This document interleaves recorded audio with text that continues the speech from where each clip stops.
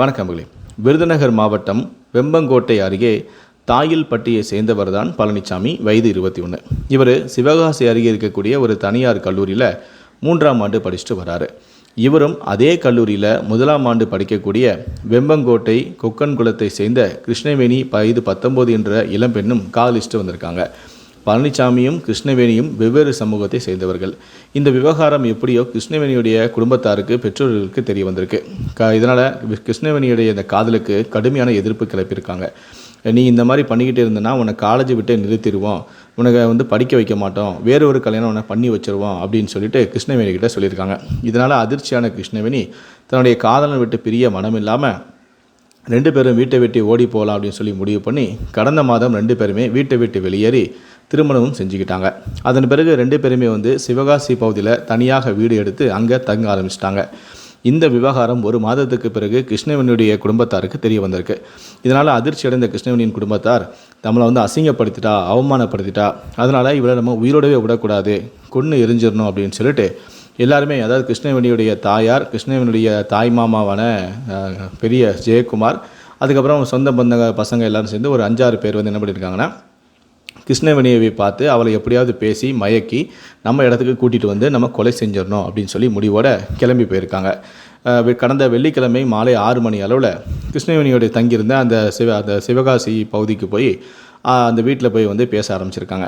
இந்த மாதிரி நீ ஓடி போயிட்ட அப்படிங்கிற விஷயம் ஊருக்கெல்லாம் தெரிஞ்சு போச்சு, எங்களுக்கு ரொம்ப அவமானமாக இருக்குது, அதனால் முறைப்படி நாங்களே உனக்கு திருமணம் செஞ்சு வைக்கிறோம், நல்ல கிராண்டாக ஊர் மக்கள் எல்லாத்தையுமே கூப்பிட்டு எல்லாத்துக்குமே சாப்பாடு போட்டு பெரிய லெவலில் நான் உங்களுக்கு கல்யாணம் பண்ணி வைக்கிறோம், நான் ஏற்றுக்கிறோம், பழனிசாமி நாங்கள் ஏற்றுக்கிறோம், அவர் வேறு சமூகத்தை சேர்ந்தவராக இருந்தாலும் சரி பரவாயில்ல, நாங்கள் ஏற்றுக்கிறோம் அப்படிங்கிற மாதிரியும், இனிமேல் பழனிசாமி நம்மளுடைய வீட்டில் இருக்கட்டும், நீ மேற்கொண்டு படிக்கணும்னு விருப்பப்பட்டால் கூட நீ படிக்கலாம், ஒன்றும் பிரச்சனை இல்லை, அப்படி இப்படின்னு சொல்லி எப்படியோ 2 பேரையும் நம்ம கூட்டிகிட்டு போயிடணும், நம்மளுடைய இடத்துக்கு கூட்டிகிட்டு போயிடணும் அப்படின்னு சொல்லி பேசி பார்த்துருக்காங்க. இதே சம்பவம் தான் காதல் படத்தில் வரும். காதல் படத்தில் பரத்துக்கிட்ட போயிட்டு இந்த மாதிரி தான் சொல்லியிருப்பாங்க, நாங்கள் காதல் ஏற்றுக்கிறோம், அப்படி வா வா அப்படின்னு சொல்லி மயக்கி கூட்டிகிட்டு போய் 2 பேரையும் சம்பவம் செஞ்சுருவாங்க. அதுக்கப்புறம் பரத் பைத்தியம் பிடிச்ச மாதிரி ரோட்டில் அலைவான். இந்த பொண்ணை சந்தியாவை வேற ஒருத்தருக்கு கல்யாணம் பண்ணி வச்சுருவாங்கல்ல. ஸோ அதே மாதிரி ஒரு சம்பவத்தை திரும்பவும் பிளான் பண்ணியிருக்காங்க. ஆனால் இந்த முறை பழனிசாமி சுதாரிச்சிட்டாரு. இல்லை நாங்கள் வரதா இல்லை, நாங்கள் இங்கே இருந்துக்கிறோம், எங்களுடைய வாழ்க்கையை நாங்களே பார்த்துக்கிறோம் அப்படின்னு சொல்லியிருக்காரு. அதுக்கப்புறம் கிருஷ்ணவேணியோடைய பெற்றோர்கள் எப்படியோ சொல்லி பார்த்துருக்காங்க. ஆனால் காதல் ஜோடிகள் நாங்கள் இந்த இடத்த விட்டு வரவே மாட்டோம், நீங்கள் கிளம்புங்க அப்படின்னு சொல்லியிருக்காங்க. ஒரு கட்டத்தில் நம்ம பேசி நம்மளை இவங்களை மயக்க முடியாது, வேறு வழியே இல்லை, நம்ம இவங்களை கடத்திட்டு தான் போகணும் அப்படிங்கிற ஒரு முடிவுக்கு வந்துட்டாங்க. அதனால் என்ன பண்ணியிருக்காங்கன்னா, அந்த காதல் ஜோடியை கிருஷ்ணவேணியுடைய பெற்றோர்கள் 2 பேரையுமே காரில் கடத்திட்டு போயிருக்காங்க. இவங்களை காரில் கடத்திட்டு போது இவங்க சத்தம் போட்டிருக்காங்க, எங்களை விட்டுருங்க அப்படின்னு சத்தம் போட்டிருக்காங்க. இந்த சத்தம் போட்டு இவங்களை கடத்தது பார்த்து இருந்த அருகில் இருந்த மக்கள் என்ன பண்ணியிருக்காங்கன்னா, இந்த மாதிரி ஒரு காதல் ஜோடியை போலீஸ் ஸ்டேஷனில் கடத்திட்டு போகிறாங்க அப்படின்னு அந்த ஊரை சேர்ந்த சிலர் என்ன பண்ணியிருக்காங்கன்னா, உடனடியாக வெம்பங்கோட்டை காவலர்களுக்கு தகவல் சொல்லியிருக்காங்க. உடனே காவலர்கள் என்ன பண்ணியிருக்காங்கன்னா, அவங்களுடைய வாகனத்தை எடுத்து இந்த காரை எப்படியாவது மடக்கி பிடிச்சிடணும் அப்படின்னு சொல்லி விரட்டி வந்திருக்காங்க. ஆனால் அவங்களால அந்த காரை பிடிக்க முடியல. அதுக்கப்புறம் அந்த வழியிலலாம் விசாரிச்சிருக்கும் போது தான் அந்த கார் தென்காசியை நோக்கி போயிட்டுருக்கு அப்படிங்கிற விஷயம் தெரிய வந்திருக்கு. உடனே என்ன பண்ணியிருக்காங்கன்னா, வெம்பங்கோட்டை போலீஸ் என்ன பண்ணியிருக்காங்கன்னா, தென்காசி போகிற ரூட்டில் இருக்கக்கூடிய காவல் நிலையத்துக்கு எல்லாத்துக்குமே தகவல் சொல்லியிருக்காங்க. இந்த மாதிரி ஒரு காதல் ஜோடியை நைட்டு ஒரு 7-8 மணிக்கிட்ட கடத்திட்டு போகிறாங்க, அந்த பக்கமாக தான் வந்துட்டுருக்காங்க, சீக்கிரமாக மடக்கி பிடிங்க அப்படின்னு சொல்லி எல்லா இடத்துக்கும் எல்லா காவலர் துறைக்கும் தகவல் சொல்லியிருக்காங்க. அப்படி தான் குருவிக்குளம் பகுதியில் இருக்கக்கூடிய காவலருக்கும் இந்த தகவல் வந்திருக்கு. அவங்களும் உடனடியாக ஆக்ஷனில் இறங்கியிருக்காங்க. இரவு ஒரு 8 மணி அளவில் பேரிகார்டெலாம் போட்டு வரக்கூடிய எல்லா பெரிய காரெல்லாம் நிறுத்தி காரில் யார் இருக்கா, என்ன பண்ணுறாங்க, ஏது பண்ணுறாங்க, அந்த காதல் ஜோடி இருக்குதா அப்படின்னு சொல்லிட்டு செக் பண்ணிகிட்டே வந்திருக்காங்க. இந்த விஷயம் அந்த கடத்திட்டு போன அந்த கும்பலுக்கு தெரியாது. அவங்களும் வேகமாக அந்த பெண்ணை காதல் ஜோடிகளை கடத்திட்டு போகும்போது தான் தூரத்தில் இந்த மாதிரி போலீஸார் என்ன பண்ணுறாங்க, செக் பண்ணிகிட்டு இருக்காங்க அப்படிங்கிற விஷயத்தை கவனிக்கிறாங்க. ஐயோ நம்ம காரை கொண்டு போயிட்டோம்னா இவங்களை மாட்டிப்பாங்க, நம்மளும் மாட்டிப்போம், என்ன செய்யுது அப்படின்னு சொல்லிட்டு காரை ஓரமாக நிறுத்திட்டு, நைட் ஆனதால் இருட்டான பகுதி தானே, ஓரமாக நிறுத்திட்டு என்ன பண்ணியிருக்காங்கன்னா, அடுத்து என்ன செய்யலாம் அப்படின்னு சொல்லி யோசிச்சுட்டு இருந்திருக்காங்க. அப்போது இந்த விஷயம் எப்படியோ எல்லா பக்கமும் போயிடுச்சு, நம்ம இந்த இடத்த விட்டு போக முடியாது, இவங்கள நம்ம எப்படியாவது நம்ம கொன்னாகணும், இவங்களை விட்டால் இதுக்கப்புறம் நம்மளை கொல்ல முடியாது அப்படின்னு சொல்லிட்டு இந்த சந்தர்ப்பத்தை நம்ம விட்டுறக்கூடாது அப்படின்னு சொல்லி, எங்கேயே நம்ம இடத்துக்கு கொண்டு போய் தான் சாகடின்னு என்ன இருக்குது, நம்மளை இங்கே இந்த 2 பேரையும் சாகடிச்சு அப்படியே காரை திறந்து தூக்கி வீசிட்டு போய்கிட்டே இருப்போம் அப்படின்னு சொல்லிட்டு எல்லாருமே சேர்ந்து என்ன பண்ண ஆரம்பிச்சிட்டாங்கன்னா, அந்த 2 பேரையும் கழுத்தை நெரிச்சு கொலை பண்ண ஆரம்பிச்சிட்டாங்க.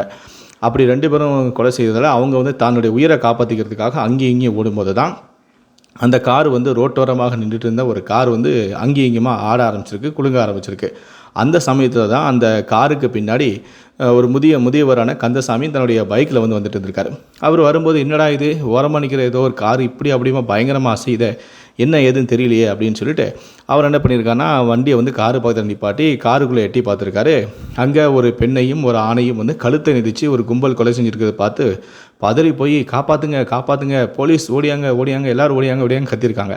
அந்த முதியவர் கத்துனதை பார்த்த பிறகு, ஐயையோ இவர் வந்து பார்த்துட்டாரே, எல்லாத்தையும் கூப்பிட்றாங்களே, போலீஸ்லாம் கூப்பிட்றாங்களே, வந்துட்டாங்கன்னா நம்ம கையும் குலமாக மாட்டிப்போமே அப்படின்னு சொல்லிட்டு காரை உடனே ஸ்டார்ட் பண்ணு அப்படின்னு சொல்லியிருக்காங்க.